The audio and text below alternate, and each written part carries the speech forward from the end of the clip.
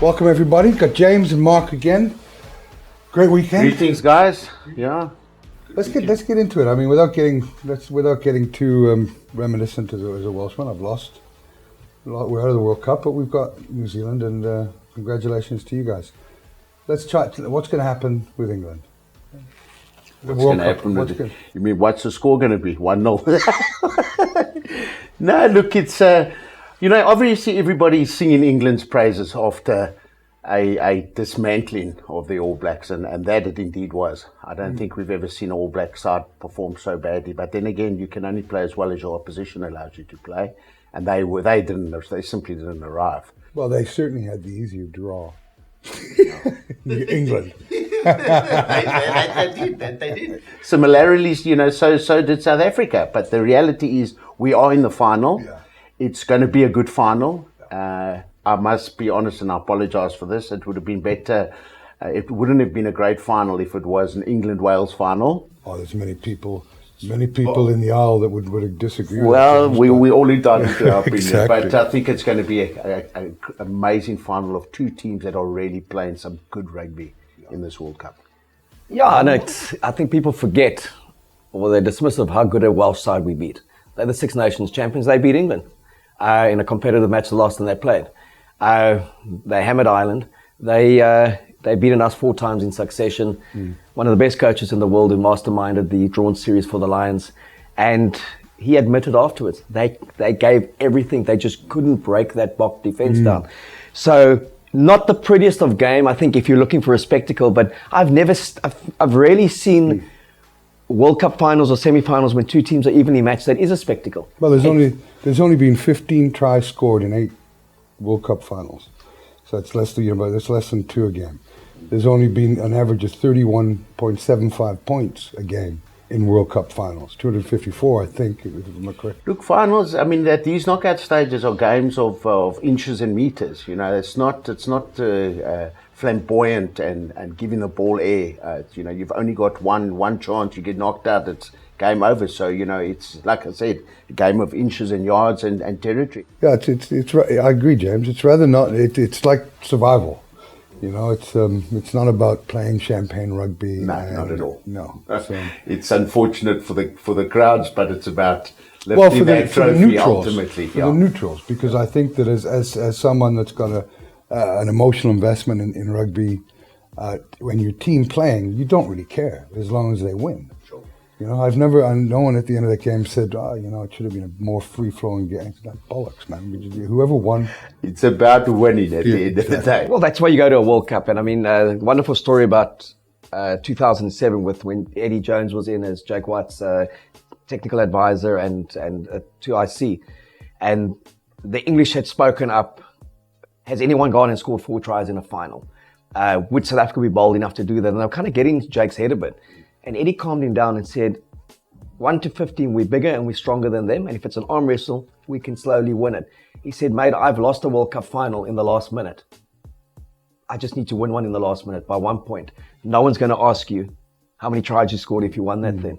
And already Eddie's I don't think there is any team that scored 4 tries in a World Cup final. I think 3 is the most. I think New Zealand's done it twice, and Australia did it against France in '99. I think 3 tries in a final. But if you look already, Eddie said, look, he's not taking this. The tanks are coming. He thinks South Africa is going to change the way they play. He thinks they're going to take the ball wide and that. So can he get into Russie's mind? And he won't get into Russie's mind. Well, I think he'd hope that they take it wide, because that's what the All Blacks kept on doing the whole day against them. And all the English did was close them on the outside, and they had no alternative. And they carried on with that trend, that pattern, the entire game. So, look, Rassie, we all know. I mean, he hasn't turned Springbok rugby around because he's a fool. No. He's, we spoke about transformation and the success of that to date, and what a success story it is in this World Cup and going forward for our country as a whole. And you have guys like Sia that's embraced. Let's not take away from his. No, they've managed him well from his injury, so that speaks well for the management of the box side, and he's led by example. The work he does on the ground, the tackles he puts in, and the intensity that he leads by, and And I also think just the way Rusty's used his substitutions and the way he's got the maximum out of every player. No player stays on that field by birthright or because he's the captain or the vice captain or the fly. If he feels someone's tank's empty or it demands something else, he's gone with it. And he stuck to his guns. You know, he's believed in Faf de Klerk. He's picked him and he's told him to play a certain way. And the criticisms come every week from people. But he's in a final, and that was his key, to get to a final. And once you get to the final, it's a 50-50 game. Because if you look at 2007, we smashed England 36-0 in the group stages. They were a mess. Somehow they got to the final, and it was a titanic struggle. Yeah. But for Dani Rousseau's push on Quito, they may have scored. That could have changed the whole dynamic of the game. You look at the 2011 final. France were a mess. New Zealand were outstanding. Perry Whipper misses 4 penalties and a conversion. They should have been 25-0 up. They're 8-0 up. He kicks the ball into a bloke's hands. They score 8-7 dynamic changes. So I'm very dismissive of people. Oh, God, if you look at England, we don't stand a chance. We have 50% chance of winning this final, and England have 50% chance of winning it. Not according to the bookies. But I mean, I get you. I know what you're saying. I have to say that. Isn't that typical South Africans, you know? When we do well, we'll always find a reason to criticize. Yeah. We're very pessimistic instead of building each other up, building the nation up, and already saying, you know, well done, South Africa. You're in a final. Whether you win or lose, yes, obviously we want to win. Yeah. But if you lose, there's no shame in it, you know, if we compare to our cricketers. And I think when I met Mark in his early days, and I remember, I think he just... Must have been a long time ago. It was a long time ago. With that grey beard. And Mark had that attitude, that mentality as well, that never celebrating mentality. I remember chatting about a game, I can't remember, it was a meaningless game in the grand scheme of things. I think you just won the Rugby World Cup. It was in 2007, I think, just like, and you were touring, you were playing in the championship, and the game wasn't good enough. And I was just like, as a Welshman, we had nothing to celebrate for about 20 years. Just won the World Cup. You just beaten the Lions. I said, what in God's name do you want more? It becomes not good enough. Yeah. But that's the way it should be. But if you look at the reaction in New Zealand as well now, it's very interesting, is their first World Cup defeat in 12 years, their 10th loss in 10 years. It's as if they've never won a game. And the one article I enjoyed reading was New Zealand was blessed with an incredible group of players. The finest probably in the history of rugby. And that cycle had to come to an end somewhere. And the rest of the world had improved all the time.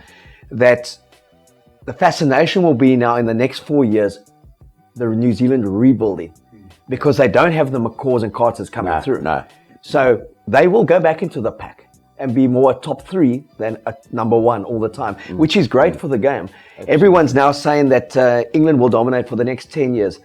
I don't know if England will dominate for the next year if they win it, because consistently most teams have shown once they've won it, they've had that dip, and that set New Zealand apart. And that would be South Africa's challenge for Rassie, win or lose, to sustain momentum and to be at the peak of his powers when the British and Irish Lions come in 2021, because that is going to be massive. Well, yeah, you know, then you'll actually forget about the World Cup and the win if you win it. Because if you lose to the British and Irish Lions, that's also probably one of the biggest humiliations a nation can face, to be quite honest. And that's 12 years. It takes 12 years for you to get another crack at them. You know? Yeah. So I think... Talking about the 12 years, I was just sitting last night thinking, you know, we won the World Cup in 95 and then 2007.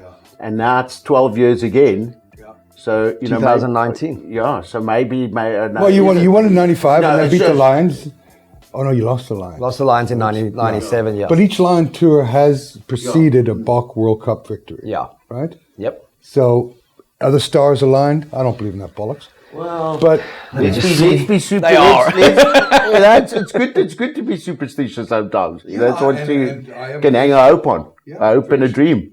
What people also forget is 18 months Rassie's been coaching the box. This will be his 5th test against Eddie Jones in those 18 months. It's 2-2. There's a 2-point differential between the two sides, and South Africa scored 9 tries to England 7. And take that test at Cape Town out the mix. The series was already won. He changed half his side. Atrocious conditions. For me, the 2 significant ones were the one in Bloem and the one at Twickenham. And there was so little choose between the 2 teams. And South Africa is the most physical team to play in the world. Every country's acknowledged that. They play a very different style of play to New Zealand. So it's like everyone's saying after they did that to New Zealand, South Africa's not going to come out and play like New Zealand. They're going to come out and play like an old, rugged England used to play. And it's going to be this monumental clash of But the fact that you even want to compare, I mean, you can't compare. I mean, with all due respect, the All Blacks, I mean, that name and that brand speaks for itself. But that pack of forwards were not great. They were poor. I mean, the senior players in there were like a year or two overcooked. And there's no big names other than Retallick and Adi Savia. I mean, who else is a big name? And Kieran Reid, who's also, I mean, an old man in my opinion now. He shouldn't even have gone to the World Cup. It's tough for me to call anyone an old man, James. Yeah, I agree with you. Everything's cyclical, and you have the rise and the fall of various teams, and it's tough to come back. But this is not new for us. This is I did predict, and you did, that the All Blacks wouldn't win this World Cup, that they were on the downward trend, and we were proved right. Can South Africa win this game? Are you saying it's 50-50, and I get your point. From what you've seen, everybody's putting a lot of stock in this game, that because England have played two great games, quarterfinal, semi-final, where the score flattered the Kiwis in the second game. So in theory, England have swept through their playoffs to get to the final, and South Africa had to.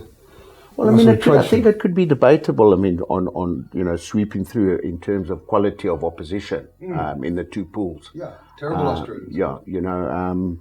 But be that as it may, both England are unbeaten in their pool games.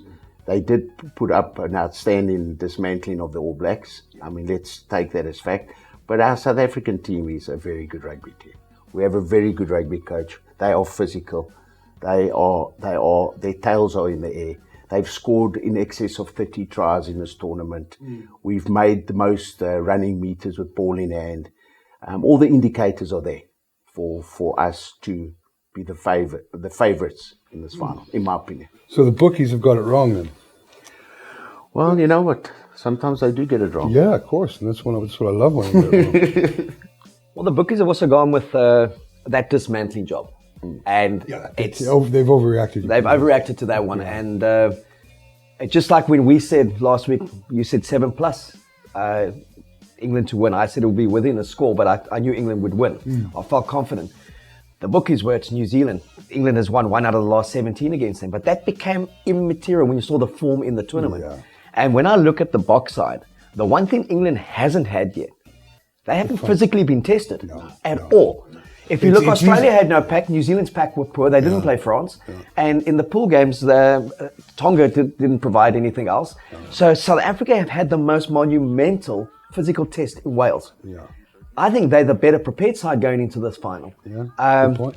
And it's easier offloading passes and playing globetrotter type rugby when you're going forward all the time. Sure. I wonder how good that'll be if you're going backwards with the physicality that South Africa offer. I do think that South Africa will offer a lot more, and if it's the same game plan against that they have with the All Blacks. England at the same time have shown they've got a very good pack of forwards. Yes, for sure. I mean, their forwards are extremely competent, and it's going to be a much closer and better matchup in terms of physicality between an England and South Africa than it actually was in England-New Zealand, believe it or not. Yeah. Well, interesting comment coming out of from Jake White that Alan Wynne-Jones should be. Yeah, before the match, he said, "Look, you look at a World Cup and you think that guy looks right for the World Cup, that guy doesn't look right." And so what he's saying is, Siya Kolisi doesn't look right for the World Cup, but Alan Wynne-Jones does, and he had backed the Wales to go through and win the thing. But I think that's just Jake being Jake, and he's never really celebrated any Bok team post his own team, and that's unfortunate because he. Well, look, I don't think it's like when Ben Johnson broke Carl Lewis's world record. They said, "How do you feel about that?" And he says, "Well, world records are meant to be broken. That's why Yeah, and then but you do sometimes get it, and it's a South African thing as well. You don't want another guy to do better. You don't want another coach to win a World Cup, although you want to see your nation do well. So it's a bit bad taste, from my opinion. You should be encouraging that other people achieve the same success as you, and if not, sometimes better than you. Well, I think one of the greatest qualities of any human being can be to celebrate others' success. Absolutely. I'm not sure James is. I'm not sure Jake is in that category. Certainly not according to you in your book. Shame. Poor Jake, you must read my book. But that thing that what he reminds me of is there's that saying that every time a mate of mine succeeds, a piece dies inside of me. He's a bit like that guy. Every time a mate succeeds, or the Bob team succeeds. I read an interesting thing. They say the most nervous people in England this week is the 2003 World Cup winning side, because they'll be gone off the cocktail circuit. Let me ask you, we're going to do another show and we're going to give our predictions after we've sort of let the week settle in. Let me ask you this question. With Eddie Jones being the rugby genius that he is, there's no doubt about that. He knows how to stir. He's a good coach. We talk about Jake White and the winning World Cup 2007. Just how much did Jake have an influence in winning the World Cup 2007 when you see the likes of Eddie Jones and what he's done with England in this tournament? Does it take a bit of the shine off Jake being the winning coach? No. I think everyone knew that. Jake had done a good job, but what he recognized was he lacked something. Interpersonal skill. And something technically as well. And that was Eddie Jones. Yeah. And you speak to the players. They said Eddie Jones just came in and gave them calm and comfort. Yeah. I remember Butch James saying to me, I said, what's significantly different about him? He said nothing. When I asked him what I do, he said, mate, you control the first 20, last 20 as a 10, you win the game. And he gave them just small technical analysis. And you'd say to them, you think you're a passer, but you're actually a runner. And he gave them this confidence that they didn't have to apologize to the world for their own strengths. So he's been very good in recognizing that, and he calmed Jake down. There's this wonderful story when the opening game against Samoa and the Tuolangi brothers were just smashing us all over the park, but they could only last 40 minutes. And it was 9-7 at halftime. And Jake turned to Eddie and he said, Eddie, what's going on? What happens now? And he said, I don't know, mate. I've never seen this. I don't know. He's got such a great wit about him. I mean, he's got a phenomenal sense of humor. I think that's sometimes what rattles the other coaches. But he's actually quite simple in his approaches. I mean, you can even hear, some of the statements and the comments he made. It's not rocket science. Rugby is really actually not rocket science.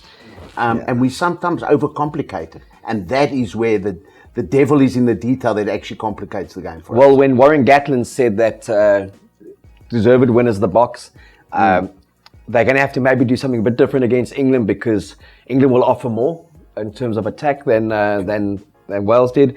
He said, but then he does wonder, did England maybe play their final in a semi-final? Yeah. And when it was put to Eddie Jones, he said, I just want to wish Warren Gatland the best for the third and fourth playoff. I mean, what do you actually say after that? Nothing. No, there's not much to say. And, in fairness, all these interviews that come straight after games, I bet that the coaches wish that they could do these interviews after, things have gotten calmed down, because people often speak with their heart rather than their head. Yeah, but what do you say when you're just taking a beating and someone says disappointed? I'm delighted. Yeah. It's the best beating we've ever taken. Some of the journalists out there, I don't know how they got the journalistic credentials.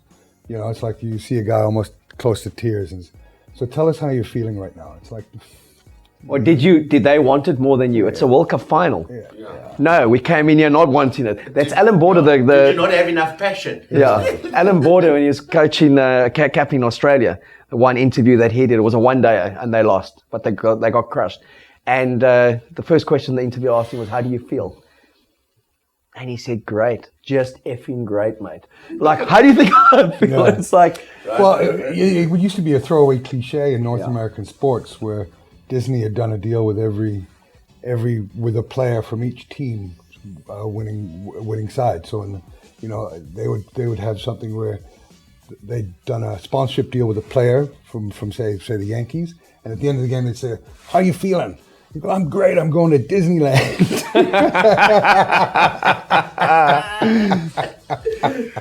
But That's not quite the case, yeah. No. but I think we've got, in the context of the 4 teams, I think we've got the perfect scenario, because Wales, New Zealand, by and large, play a hell of an attractive game of rugby. And so that's perfect for Friday. And then the 2 heavyweights, they clash on Saturday. And I enjoyed Sonny Boy Williams' tweet. "Too good today, England. Enjoy the big dance on Saturday." So Friday's pre-drinks. No. It's a lot of fun. But Saturday is the big dance. And South Africa deserve to be at the big dance.